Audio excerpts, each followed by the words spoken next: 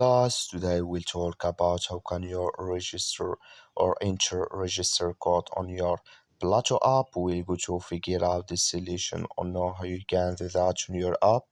So you just follow these ways, then it's going to work with you.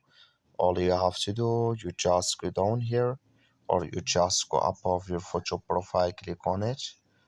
When you click on it, you enter to this list. So then all you have to do, just go above this sign, click on it here, then you come to this list. Then all you have to do, just click on accounts, then you enter to this list, then you click here on login with existing account, or you just click here on register account, and here enter registration code here. When you add it from your email, then you click on send, then it's going to register with you on your Plato app. That's all you have to do. Thank you for watching. Don't forget to support us by liking, subscribe.